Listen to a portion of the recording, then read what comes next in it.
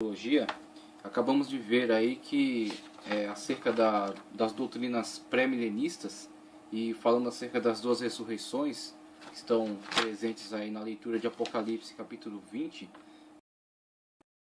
os versículos 4 e versículo 6, o uso do termo edzisan, né, que corresponde ao nosso viveram.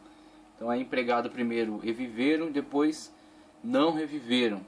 E aí temos a ideia das duas ressurreições, sendo que as escolas amilenista e pós-milenista leem a primeira afirmativa de viveram desse termo em outros textos bíblicos, tanto no Evangelho de Mateus como no Evangelho de João e na carta de Paulo aos Romanos, onde é empregado o termo edzisan e ele é empregado de uma forma literal, tal qual em Apocalipse também é empregado de forma literal, sendo visualizada a questão alegórica somente naquele primeiro uso do termo edzisan em Apocalipse 20, verso 4, em vista da justificativa da interpretação alegórica, né, da interpretação amilenista e pós-milenista, que pretendem afirmar que o milênio na verdade é alegórico, e se o milênio é alegórico, eles precisam alegorizar também a leitura desse termo. Então vimos aí que a exegese não favorece essa interpretação. Na verdade, a interpretação das escolas pré-milenistas, nas suas subdivisões, né, tanto pré-milenismo, pré-tribulacionismo, mid e pós-tribulacionistas, ambas leem esse termo, né, leem esse texto de uma forma literal e entendem que o milênio será literal. Na verdade, essa interpretação está de acordo com aquilo que é favorecido pela exegese do texto.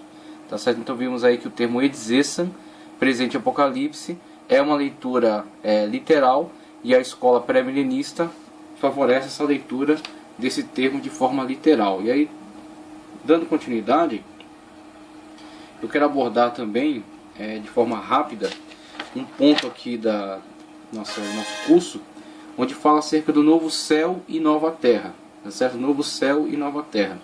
Um dos fatores que faz os pré-milenistas históricos divergirem em opinião é a menção bíblica em 2 de Pedro 3,13 e Apocalipse 2,21, que fala de um novo céu e uma nova terra. Esse fato se dá em razão de alguns serem mais literalistas e outros simbolistas. Então vemos que a discussão agora está dentro da própria escola pré-milenista. Não estamos falando, pelo menos nesse momento, vamos retomar, depois falar um pouco mais acerca dessas outras escolas, mas a discussão agora está interna dentro da escola pré-milenista. Agora é a questão das subdivisões da escola pré-milenista. A escola pré-milenista tem as leituras pré-tribulacionista, dispensacionalista, tá certo? A pós-tribulacionista ou pré-milenista histórica, que também tem uma tendência para o aliancismo, e o MID, a escola MID tribulacionista, que na verdade é uma escola, uma terceira opção fornecida depois, uma tentativa de conciliação, certo? Uma tentativa de síntese dessas duas escolas que são antagônicas, mesmo que sejam pré-milenistas, porque leem esse termo de uma forma literal, mas são antagônicas com relação a algumas interpretações sobre como se dará o desenvolvimento até chegar ao milênio. Então temos aí a questão, por exemplo, do novo céu e nova terra. A interpretação pré-milenista acerca do novo céu e da nova terra afirma que a atual era da igreja se seguirá até perto do fim de seu exercício, e que perto do fim virá a grande tribulação. Eu vou buscar aqui um mapa para a gente visualizar melhor isso. Isso aqui depois a gente retorna. Então temos aí este mapa, que depois voltaremos a usá-lo, mas só para exemplificar esta questão que está sendo tratada aqui. Então temos aí um plano geral da escatologia, e vemos que nesse plano geral as escolas pré-milenista, as escolas dentro do pré-milenismo, as escolas pré-tribulacionista e pós-tribulacionista ou pré-milenista histórica, vão divergir com relação à interpretação da cronologia dos fatos. Então, enquanto esse mapa aqui, inclusive, ele é pré-tribulacionista, tá? Ele favorece essa interpretação, ele entende que há essas subdivisões aqui com relação ao desenvolvimento dos fatos ligados à escatologia. Parênteses profético sendo a época da igreja. Ele é dispensacionalista, então ele leva em consideração essa interpretação da história em dispensações. e tal a dispensação que estamos vivendo é a dispensação da igreja, também chamado parêntese profético. Um parêntese em relação às 69 semanas de Daniel, que se cumpriram na época da crucificação de Cristo, tá certo? A sua ascensão aos céus marca o início da igreja, tá ok? Quando o Espírito Santo, Pentecostes, vem sobre a igreja, então eles são capacitados para ir por toda a terra, pregar a palavra, né? Pregar o evangelho. E no decorrer dessa época até quando se der o arrebatamento, estaremos inseridos dentro do chamado parêntese profético, que na verdade é indefinido. Ele só fechará na ocasião do arrebatamento da igreja. Então encerra o período do parêntese profético e dá-se início à última semana. 69 já foram vivenciadas. Agora falta a última semana, a 70ª semana de Daniel, dividida em duas partes, tá certo? 3 anos e meio e 3 anos e meio. Então os 3 anos e meio de falsa paz, 3 anos e meio de grande tribulação.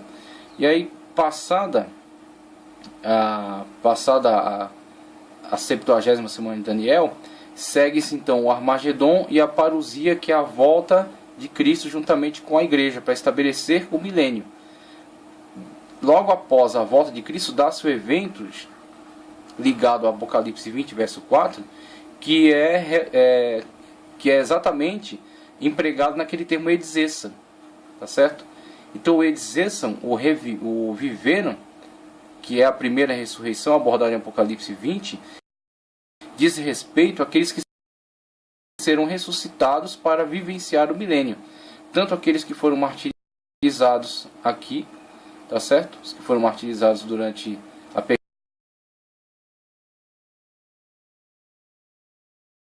um sinal da besta, conforme está lá em Apocalipse, vão reviver para vivenciar o período do milênio. Quanto à igreja, tá certo? A igreja, juntamente Cristo, juntamente com a sua noiva, que é a igreja, e os salvos de todas as épocas, que adentrarão então ao período milenial, vivenciar o milênio com Cristo aqui na Terra. Então essa é uma interpretação pré-tribulacionista. Qual é a divergência? A divergência é entre as interpretações pré-tribulacionista e pós-tribulacionista, principalmente, ou pré-milenista histórica. Pós-tribulacionismo, também chamado pré-milenismo histórico. O pré-milenismo histórico não entende essas subdivisões, ele não aceita essas subdivisões. Ele entende que a época da igreja estende-se até adentra o período da tribulação. A igreja, na verdade, vivencia o período da tribulação. E a grande divisão que existe, e aí vamos ver um pouco mais aqui do texto, é as discussões entre a questão da tribulação e a questão da ira de Deus. Os defensores do pré-tribulacionismo, que entendem que a igreja será arrebatada antes do início dos 7 anos de grande tribulação, né?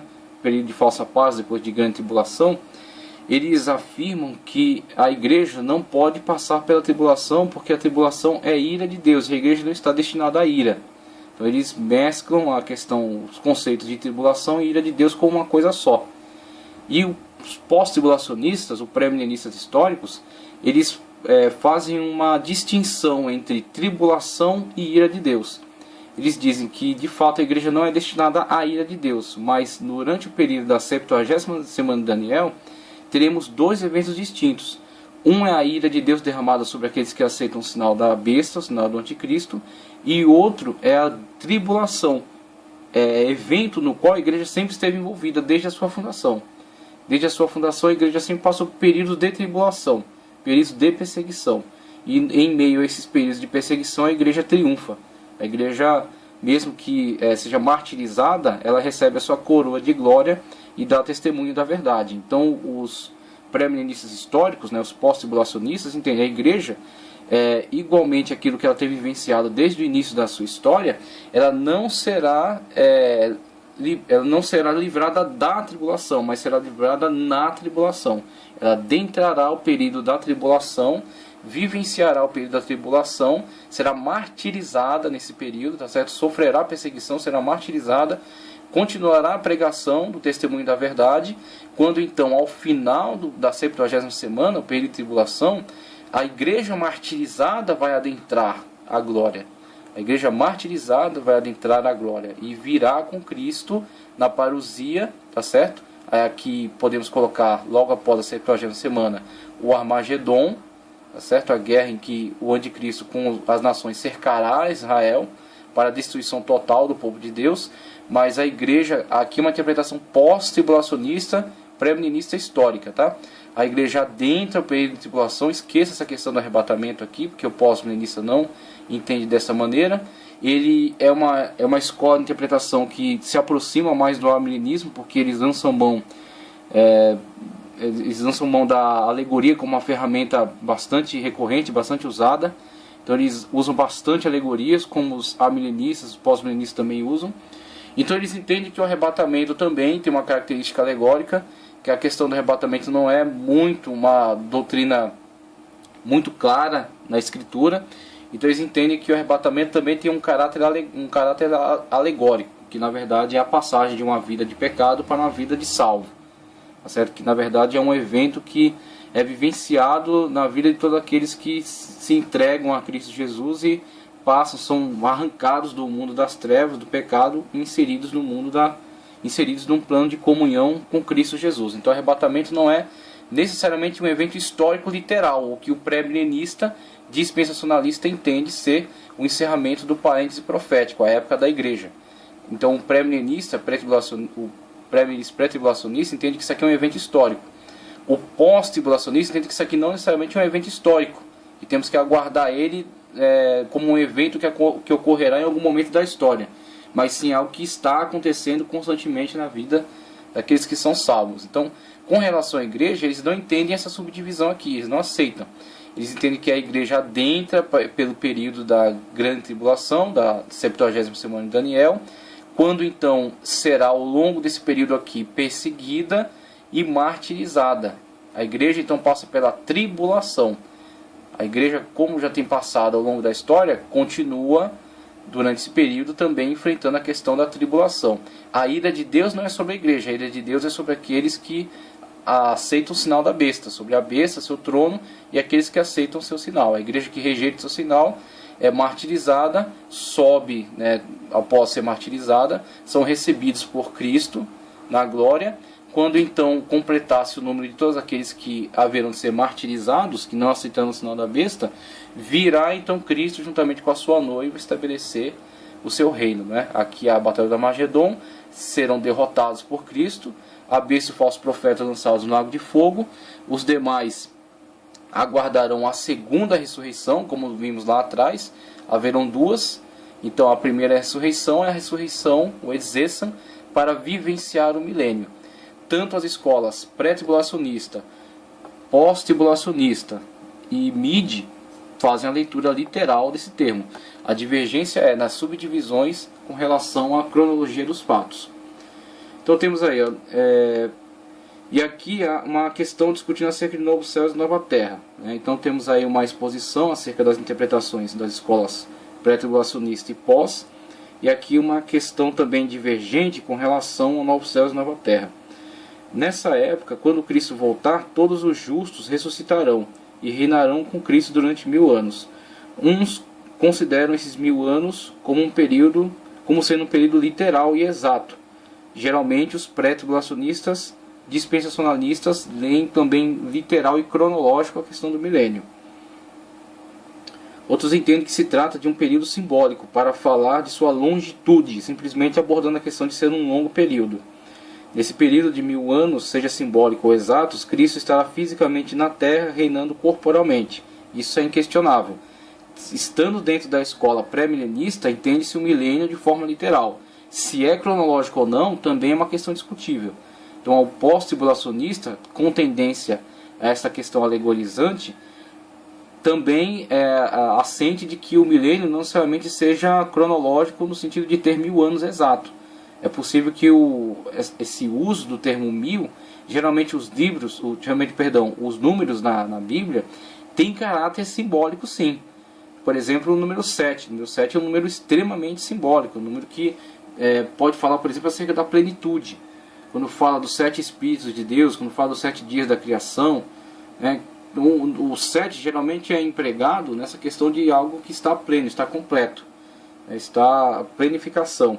Então vemos que os números de fato têm um caráter simbólico bastante forte, e é nesse sentido que o pós-milenista lê a questão do milênio. Ele entende, será literal. Não está sendo vivenciado agora, como diz o amilenismo e o pós-milenismo. Tá certo? Não está vivenciado agora, ele será vivenciado no futuro. Então ele é futurista. E além de ser futurista, ele é literalista. Em que sentido? Será vivenciado na Terra, de forma literal. Tá ok?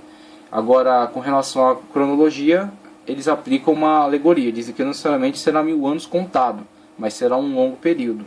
E é nesse sentido que eles leem essa questão dos 1000. Nesse período de 1000 anos, seja simbólico ou exato, Cristo estará fisicamente na Terra, reinando corporalmente. Nessa época, tanto os justos ressuscitados como os justos que ainda viverem em seus corpos físicos receberão um corpo glorificado, o qual nunca mais morrerá. E nesse corpo glorificado todos os justos reinarão com Cristo aqui na terra, num reino de perfeita paz e justiça. Nesse período muitos ímpios se converterão e consequentemente serão salvos da condenação eterna. Alguns pré-milenistas asseveram que nesse tempo tanto o céu como a terra serão renovados e os veremos ocularmente, mas alguns pré-milenistas entendem que o novo céu e a nova terra só virão depois do milênio e do juízo final.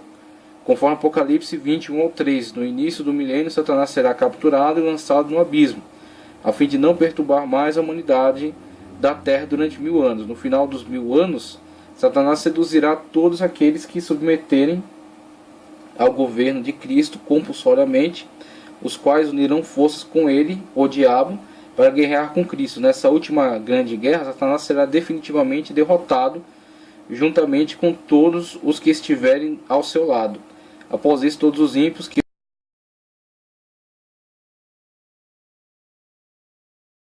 em todos os tempos ressuscitarão para enfrentar o juízo final. Depois disso, os ímpios serão destinados ao sofrimento eterno e os santos entrarão nas eras das eras intermináveis da eternidade para viver o gozo eterno. Qual é a questão aqui? Então, da mesma forma como apresentamos a tendência do pós-milenismo em adotar de uma forma, às vezes até prioritária, a questão alegórica, a leitura alegórica dos fatos, também na questão do milênio, também na questão do novo céu e nova terra, aliás, existe uma possibilidade de alegorização. Então, eles entendem que, na verdade, os eventos não têm tantas subdivisões assim. Por mais que eles sejam abordados na Bíblia como eventos todos diferenciados, pode ser que algumas designações tratem de um mesmo evento. Então, por exemplo, a leitura pré-tribulacionista, que é tendência dispensacionalista, a gente vai ver logo em seguida essa escola dispensacionalista, quais são os enfoques que essa escola lança sobre o estudo da Escritura. Eles procuram prioritariamente ler de forma literal, tá? Então, todas as profecias, essas revelações, esses fatos elencados pela Bíblia, prioritariamente são lidos de forma literal. A primeira tendência vai ser a leitura literal. Só se a Bíblia mesmo indicar que aquele fato não é literal, que há uma possibilidade de aquele fato ser alegórico, então eles assentem a leitura alegórica. Mas a prioridade é ler de forma literal. Por isso que quando o Apocalipse elenca os fatos, essa sequência de fatos, e não somente Apocalipse, mas outros autores mencionam alguns eventos que estão relacionados à escatologia, eles vão agrupar esses eventos numa ordem cronológica, entendendo que cada um deles se realizará tal qual foi descrito. Então, por isso que existe a construção da ideia do parêntese profético, por causa da leitura de Daniel, tá certo? Da 70ª semana, da 69, cumpridas, e a outra que aguarda ainda a realização com os eventos da 70ª semana sendo ligados ao anticristo. Ao anticristo, a vinda da desolação, da abominação desoladora, conforme Daniel assim o descrevia.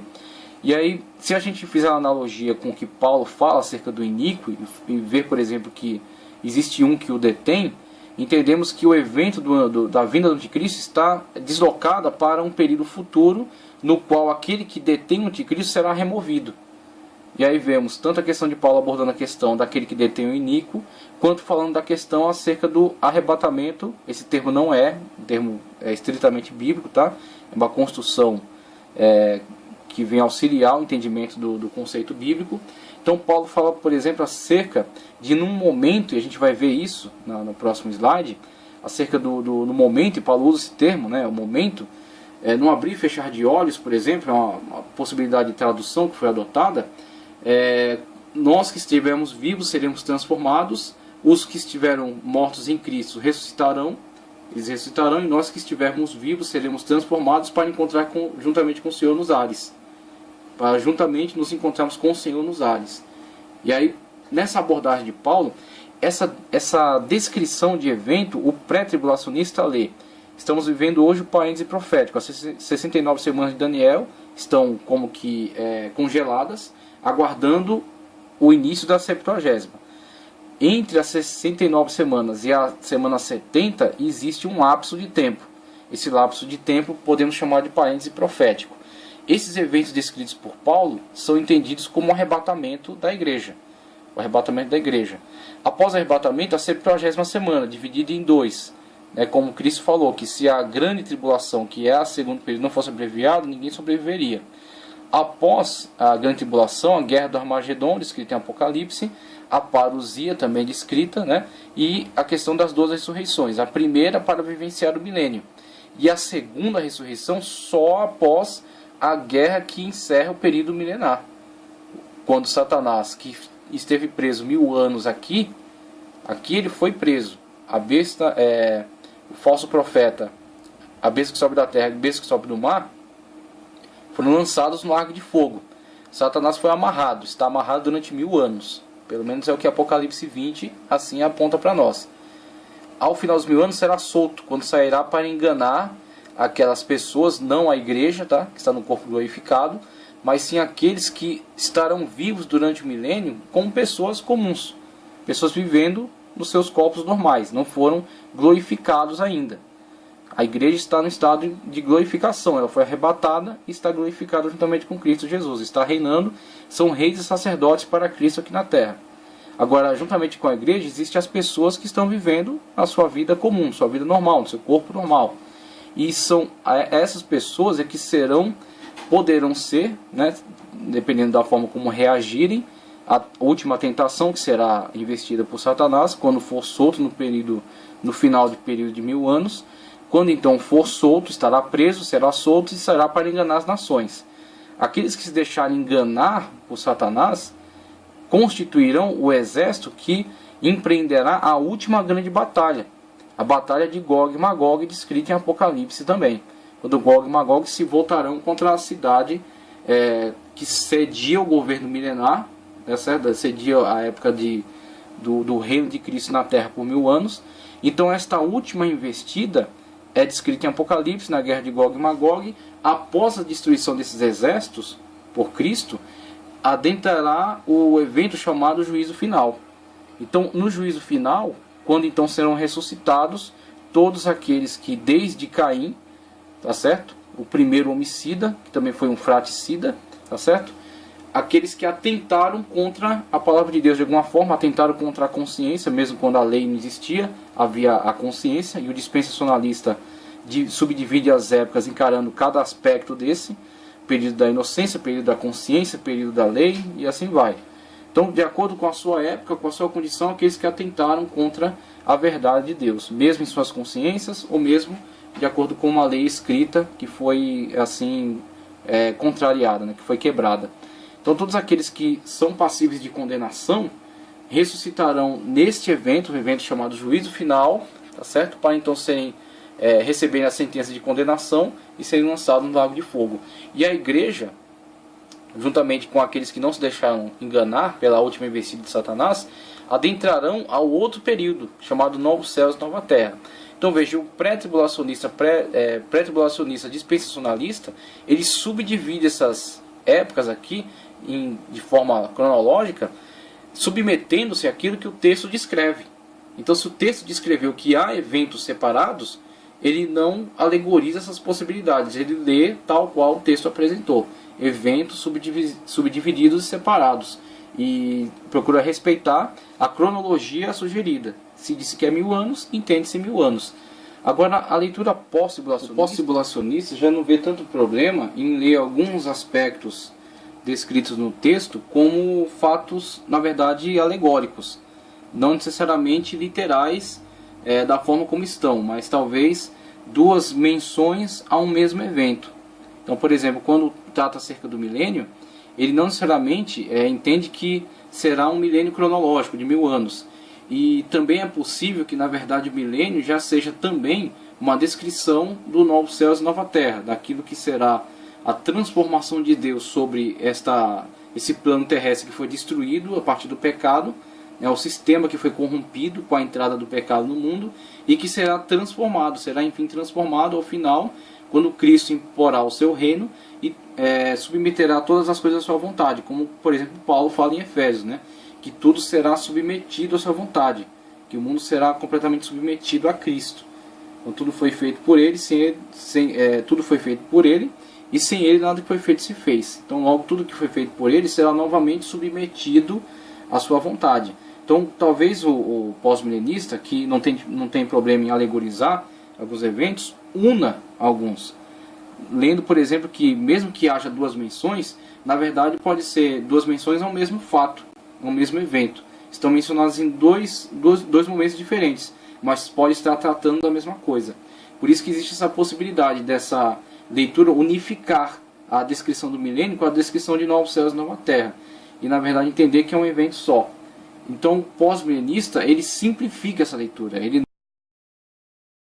não vê tanta necessidade em detalhar, em pontuar cada subdivisão dessa. Mas ler entendendo que talvez sejam menções diferentes a um só evento. Por isso que surge essa questão aqui do novo céu e nova terra. E aí, finalizando, diz aqui: pelo que podemos observar, à medida que a igreja sofre perseguição e os males se multiplicam na terra, o pré-milenismo tende a ganhar mais popularidade. É claro que o pré-milenista não se baseia apenas nisso para argumentar sua doutrina, mas também nos textos sagrados das Escrituras. O mesmo podemos falar do pós-milenismo. E aí ele fecha aqui dando uma analisada de forma geral, num plano geral, acerca das escolas de interpretação. Lembrando-se que o pós-milenista está muito associado ao amilenismo, e que já foi uma escola que esteve no centro aí das grandes defesas, né, que já teve grandes defensores dessa proposta, né, e que com certeza produziu muitas coisas boas para o Evangelho, para a Igreja de Cristo.